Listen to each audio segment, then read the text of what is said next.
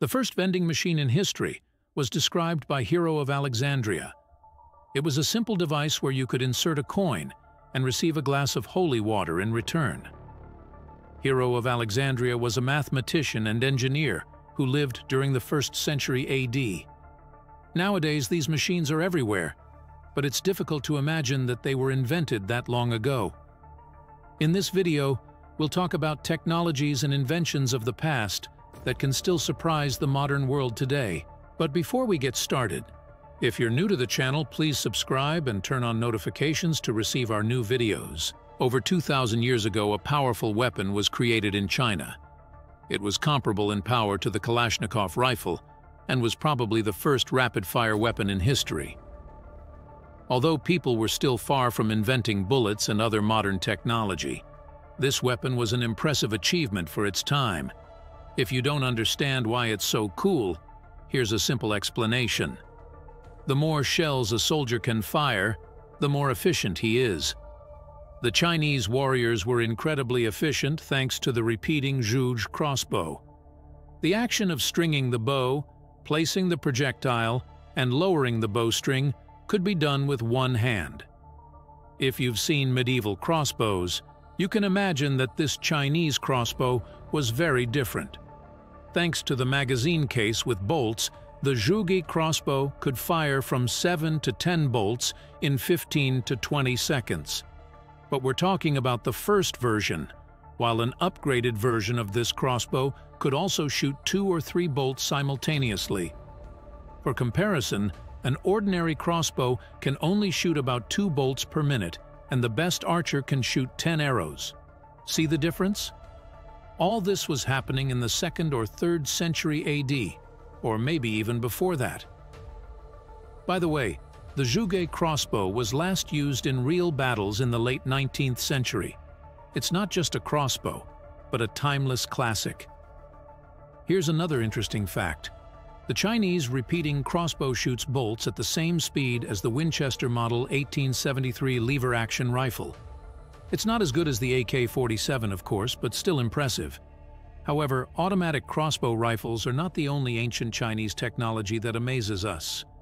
In southeast China, an archaeologist found a 2,000-year-old working tool, a hydraulic hammer. Water plus gravity is the perfect tandem for agricultural work. The flow turns the logs and the hammers fall under their own weight, hitting the grain and crushing it. No electricity, no physical labor, no lunch breaks. The hydraulic hammer can work 24 hours a day, 7 days a week, and each hammer will hit with a force of 445 newtons. So, one machine will be able to replace up to 10 people, and it doesn't need to eat, sleep, snack, or check their Instagram feed. It's very convenient. The Chinese craftsmen were ahead of their time with their invention of the hydraulic hammer, which was used to crush grain and produce flour. Centuries later, it was used for metal casting during the Chinese Industrial Revolution. Even today, hydraulic hammers are still used in modern factories all over the world, albeit with some modifications in their appearance and functionality. However, the basic principle remains the same. All right, let's move on from China to ancient Egypt. What comes to mind when you think of ancient vehicles? Perhaps chariots, Viking ships, or even the Trojan horse, but probably not a boat the size of a modern aircraft carrier. However, there was indeed a real boat from the 3rd century BC that was as massive as one. This enormous galley was known as the Tessera Canteras, and it was commissioned by Pharaoh Ptolemy IV. The ship was so large that some scientists doubted its existence. It was supposedly 130 meters long, 20 meters wide, and 25 meters high, entirely made of wood. The Tessera Canteras was the largest wooden ship in history, with 2 bows and 2 sterns, and it actually looked like 2 very long boats connected by a platform. Something like an ancient catamaran weighing almost 4,000 tons was supposed to demonstrate the power and wealth of Egypt. Obviously, the amount of wood they had was immense. Unlike modern aircraft carriers, which move thanks to the energy of nuclear reactors, the Tessera Canteras could only rely on the power of the rowers and there were 4,000 of them, 50 oars on each side. It's not clear how the Egyptians managed to accommodate so many people and make them row simultaneously. There were also 400 sailors on board, as well as 2,850 soldiers. On one hand, it sounds incredibly cool, a whole small town in a boat. But on the other hand, just imagine how crowded it was and the working conditions of the rowers. Definitely not a dream job in the country of the pyramids. Let's consider another invention from the past that is still relevant in the future. Some people are repulsed by anything related to war, and it's understandable. However, many scientific discoveries have been made as a result of the desire to overcome the enemy. Wars have historically driven technological advancements, leading to the development of entire factories dedicated to producing war machines. This isn't a new phenomenon. Even in ancient times, factories were crucial for such production. For example, let's talk about tanks. You probably thought about them when I mentioned military machines. Tanks are like a modern version of the ancient battle chariot. Even scientists discuss this comparison. In the end, the chariot provided mobility on the battlefield and was not just a means of transportation, but a formidable weapon. Armies needed a lot of chariots, and over 3,000 years ago, Pharaoh Ramesses II built a factory that produced them. The Battle of Kadesh was the largest chariot battle ever fought, around 1274 BC. The Egyptians sent a great number of chariots to battle, and eventually there were about 4,000 chariots from both sides on the battlefield. Imagine the heat, the dust, and the screams. Let's now shift our focus to the factory. Archaeologists believe that it was located in the Nile Delta. In addition to training grounds, there was a real assembly line. It was similar to those in any modern factory, except it didn't have a conveyor belt. Chariots were assembled from parts that were created separately, greatly accelerating the process. So, if you're told that Henry Ford created the assembly line method in the 20th century, you can argue that it was the Egyptians who did it 3,000 years ago. Do you know about Archimedes? In his time, Archimedes made many discoveries in the field of geometry. He was the first to come up with some ideas about mathematical analysis and laid the foundation for mechanics and hydrostatics. He also invented the pulley system, which is still used today. In ancient times, heavy loads were lifted only by people, and the heavier the load was, the more people it took to lift it. For example, to get something off the ground that weighs a ton, it was necessary to call at least 40 people.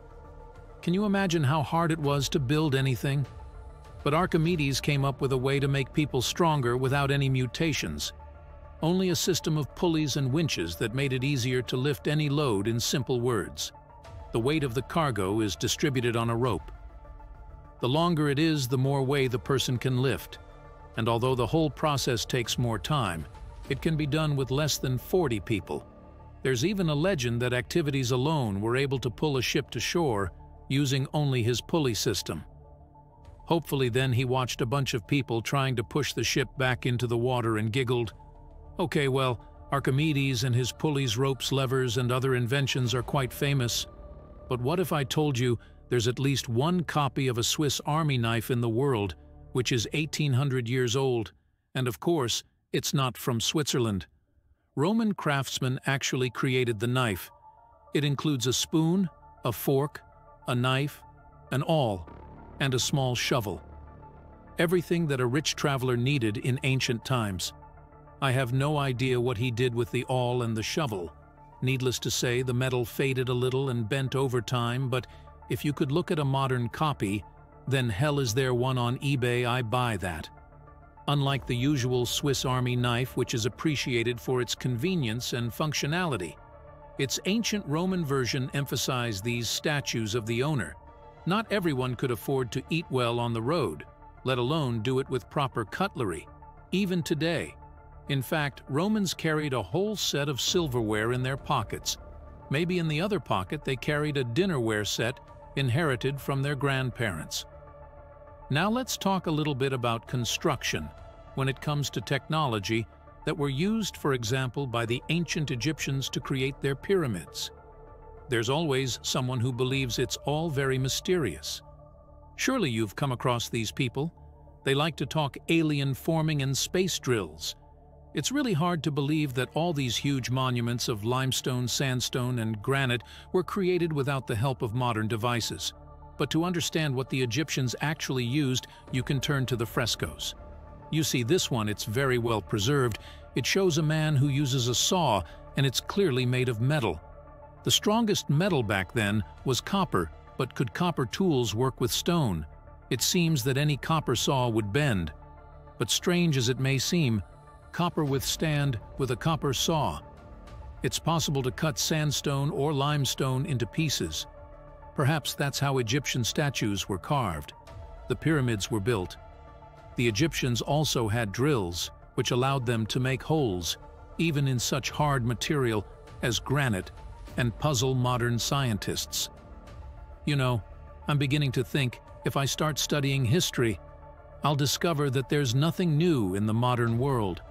Everything we use today, everything that's considered the result of progress was already invented thousands of years ago. It's just humanity has managed to forget about all the cool technologies, and now we have to rediscover them.